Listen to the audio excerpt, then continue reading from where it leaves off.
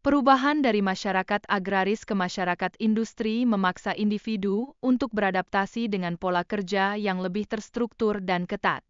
Kondisi ini terlihat jelas dalam rutinitas harian yang semakin padat dan tidak teratur. Dalam era industri, tekanan untuk memenuhi target produksi berada pada tingkat yang sangat tinggi. Ini menuntut setiap proses produksi untuk mengutamakan kualitas serta ketepatan waktu. Namun, masyarakat yang belum mampu beradaptasi dengan era industri berisiko terpinggirkan.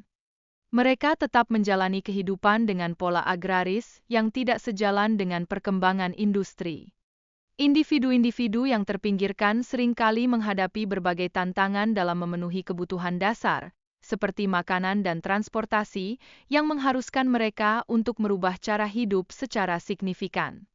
Seringkali, logika kekuasaan digunakan oleh industri dalam negosiasi, menggantikan pendekatan yang lebih rasional dan menghasilkan ketidakadilan di masyarakat. Persaingan antar daerah, seperti yang terlihat antara Jawa Barat dan Jawa Tengah, menyoroti pentingnya manajemen lingkungan yang efektif untuk menarik investasi dan industri. Pendidikan manajerial sangat penting dalam mempersiapkan calon manajer dengan keterampilan praktis, termasuk kemampuan berinteraksi dan membangun relasi.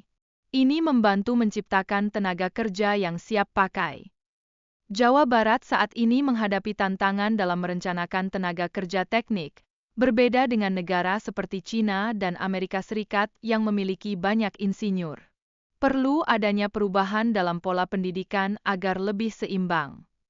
Selain itu, membuat sistem pertukaran kerja dapat membantu mengurangi masalah di sektor industri dengan memfasilitasi pencarian dan seleksi kandidat secara lebih efisien dan terorganisir. Transaksi tanah seharusnya dilakukan langsung antara pengusaha dan komunitas untuk memastikan keuntungan bagi masyarakat. Dengan cara ini, masyarakat dapat mendulang keuntungan dari peningkatan harga tanah. Masyarakat juga perlu mencari lahan pertanian yang lebih luas dan terjangkau agar dapat mempertahankan ketahanan pangan. Contohnya, masyarakat di Bekasi yang pernah mencari lahan di Karawang. Penting untuk memiliki skema ekonomi yang dapat mencegah masyarakat jatuh kembali dalam kemiskinan setelah mendapatkan uang dari penjualan tanah. Tanpa perencanaan yang tepat, mereka cenderung menghabiskan uang untuk konsumsi yang tidak produktif. Pendidikan di daerah tersebut sangat krusial untuk meningkatkan kualitas hidup masyarakat.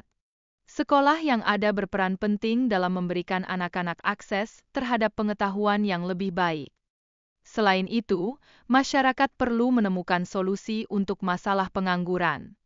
Pembangunan pabrik dapat menjadi salah satu cara untuk menciptakan lapangan kerja dan mengurangi angka pengangguran di daerah tersebut.